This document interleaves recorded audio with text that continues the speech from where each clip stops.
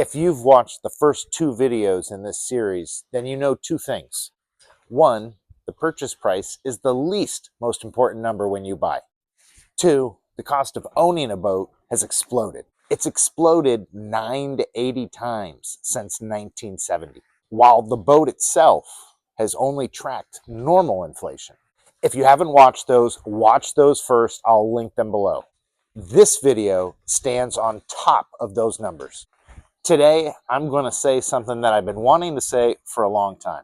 It's that one part of the conversation that's almost completely missing from any conversation in the marine industry. The single largest variable, annual boat budget. And it's not market driven. It's policy driven. Fuel, slip, insurance, interest rates, the COVID boom that artificially inflated boat values and ended without warning. Every one of those is a policy decision or a series of them made by people you didn't elect to control your boat budget. And whatever your policy, whatever team you root for, this is the math that's hitting your bank account. I'm going to walk you through this in a way that nobody in the industry will. And then I'm going to show you what to do about it.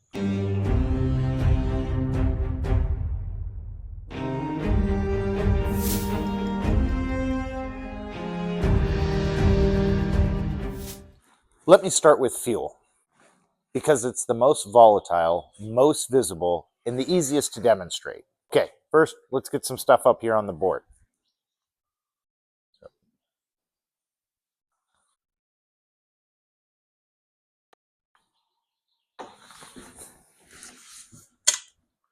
So we've got our marine diesel and how much a gallon, 5 years, 4 data points.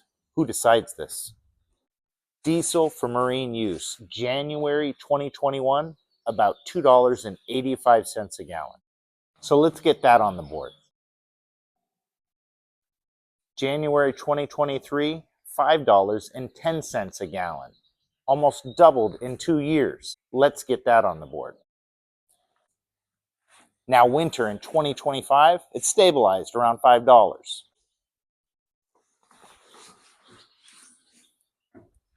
Spring 2026, 3 months ago, it sprang to $7.75 a gallon. Plus 55% in 90 days. On a real cruising boat, using say about 150 hours a year, call it 2,250 gallons. That's a $6,200 swing now per year. That's just on fuel, baby, from the price you saw 90 days ago. Now, was that the market? Was the supply and demand finding that equilibrium? No. Diesel pricing in the United States is downstream of at least 4 policy variables, and almost none of them have anything to do with what boaters need. 1, EPA emissions and regulations on refineries, which has closed more domestic refining capacity in the last decade than any market force ever had. Was that the market? No.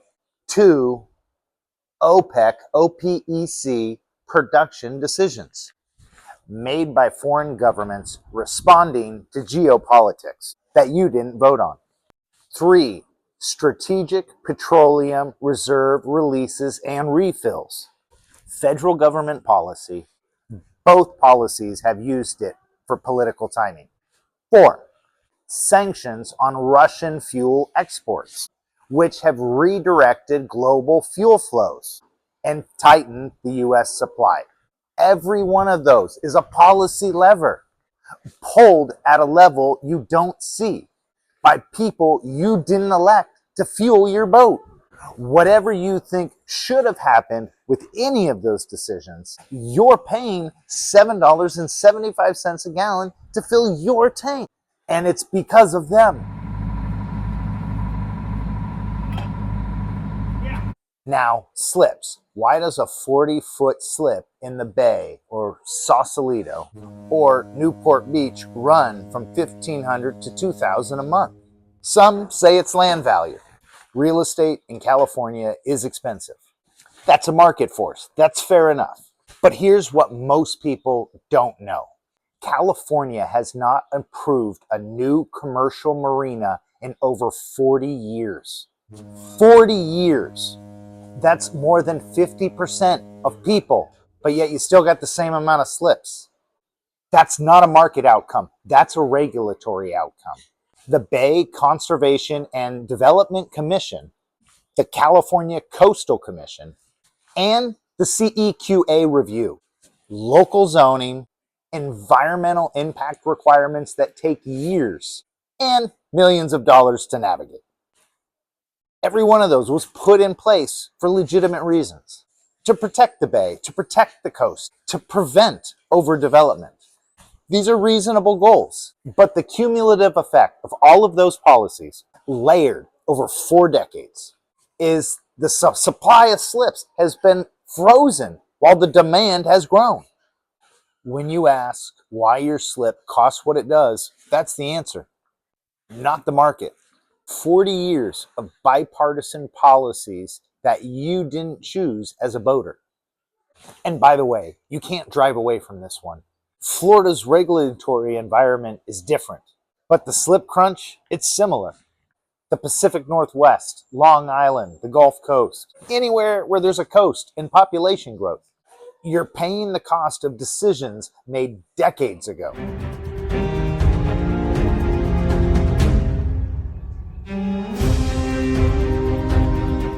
Marine insurance has been in crisis for several years now. Rates have gone up 40 to 100% on many policies. Some insurance have stopped writing policies for California, Florida, and other coastal areas. If you've shopped for marine insurance in the past 2 years, then you know. Why? 2 reasons, both regulatory. Reason 1, state level rate regulation. California Proposition 103 that passed in 1988 gives the state insurance commissioner approval to increase the rates. Insurers can't raise rates fast enough to keep pace. The claims cost is in a high loss environment. So they don't lose money slowly, they exit the state. That's not the market failing. That's the market being prevented from functioning. Reason 2, reinsurance. The company that insures your insurance company. Reinsurance markets are global, less regulated. The pricing and climate risk in catastrophic loss, the exposure wasn't priced in 5 years ago. When reinsurance pulls back from coastal markets, your local insurer can't write the policy. At any price, the regulatory will improve. So you get the worst of both worlds. You can't buy insurance, but the insurance you can buy costs a heck of a lot more. The marine insurance crisis isn't an insurance industry problem. It's a regulatory architecture problem that's been building for decades. And just like the slips, you didn't vote on most of it. Now, I want to talk about COVID. Not the disease, not the lockdown, not politics. I want to talk about what COVID actually did in the marine markets, because this is going to be the cleanest example of policy. Between March 2020 and the end of 2022, the federal government did 3 things simultaneously. 1, distributed roughly $5 trillion in stimulus. These were payments and PPP loans, money that didn't exist before, suddenly in circulation. Number 2, drove interest rates to 0 and held them there for nearly 2 years. Borrowing money was effectively free. Number 3, imposed restrictions. These redirected consumer spending away from services like travel, restaurants, entertainment, and drove it more towards durable goods. Things you could own and use at home. Boats, they're durable goods. You can use them at home, or close to it. Results, 2020 and 2021 record years in the marine industry. Boats sold faster than they could be built. Used boats prices spiked 40 to 60%. New boats, their lead time stretched out to like 18 months. Dealers sold inventory before it could even hit the lot. Anyone who bought a boat in those years probably felt like a genius. Their boat was suddenly worth more than they paid. It wasn't genius, it was policy. Then the policy ended. Stimulus stopped. Rates rose from 0 to 5% in 18 months. Travel reopened and consumer spending shifted back to services. They started showing up in for sale listings. Used boat prices started falling in late 2023. By 2025, many segments were down by 25 to 40%. Buyers who paid that COVID premium are now sitting on negative equity. Boats are worth less than the loan balance. A whole class of buyers who got into boating because policy made it look affordable. But they got stuck because the policy ended and the math changed. I want to be clear about what I'm saying. The COVID boom wasn't organic demand discovering boating. It was government policy temporarily papering over an already broken benchmark. When the policy ended, the broken benchmark didn't just fix itself, it just got exposed. And the people that got exposed are those that trusted the price they paid. And here's what's happening right now in spring of 2026 that almost nobody's talking about. We're in the middle of a reset and it's uneven. Used yacht prices falling fast. Some segments down 40% since 2022. There has never been a better moment to be a buyer, baby, with cash on hand. And slips, still high, still elevated. Insurance, still elevated. Fuel, as we just covered, actually went up this year, not down. So you have boat prices crashing while you have operator costs still high. That's the worst possible combination for someone looking to sell a boat, and a complicated situation for someone buying one. And there's another wrinkle that almost nobody's tracking. 2 months ago, in the Bahamas, one of the most popular cruising destinations for Americans, announced a massive cruising fee, 3 to 4 times what they had been charging. Captains canceled trips, insurance companies wrote in new restrictions. Owners started talking about selling.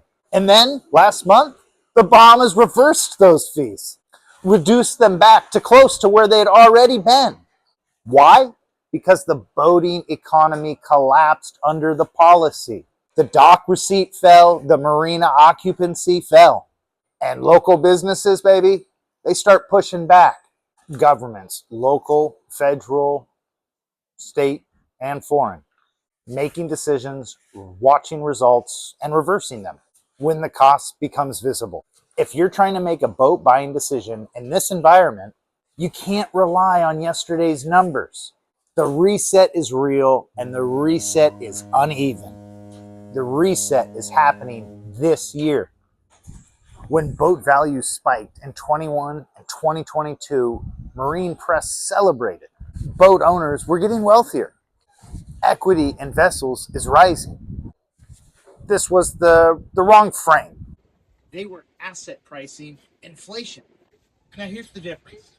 Wealth creation means something is fundamentally more valuable and the boat became more useful and more durable. Now here's the part that should change how you think about boats. Asset priced inflation means money got cheaper. The supply got constrained and the boat's money cost $4. What happened in 2021 was inflation, not creation. And here's the part that should make you change how you think about the boat in your slip or the boat you're considering buying. When asset price inflation reverses, and it's reversing right now, the people holding the asset don't just lose the paper, they lose ground. The boomer's fleet that's coming on the market right now isn't great wealth. It's transferring it to the next generation of cruisers. It's a fire sale, baby.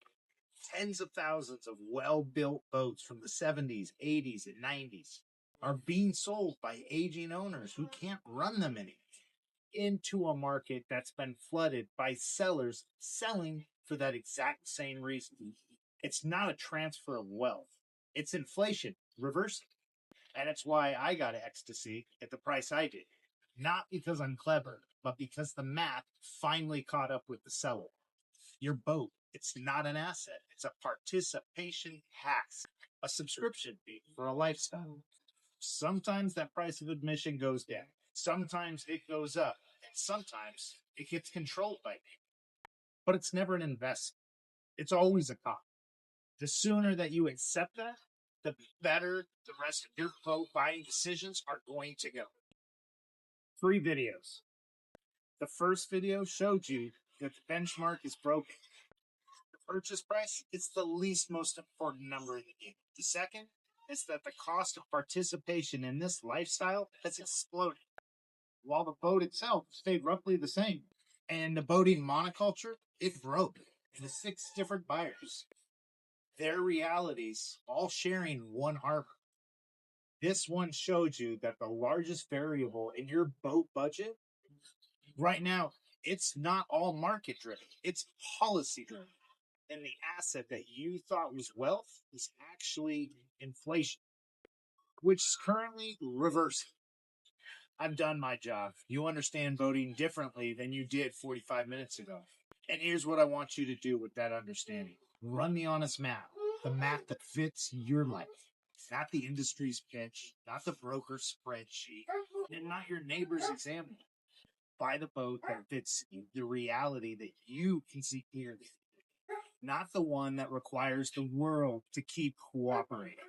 Climb that ladder, baby, one rung at a time with your eyes wide open.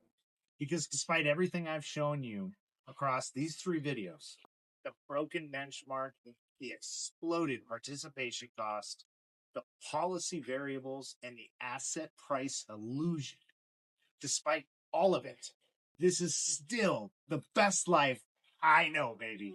I'm standing here. I'm still built. I'm still planning the Mexico passage with Sarah and the kids. The map hasn't beat me. It's just made me sharper. I want it to make you sharper too. The free toolkit is in the description below, including the owner cost calculator and the participation table. The full real used yacht buying blueprint, that's also linked down below.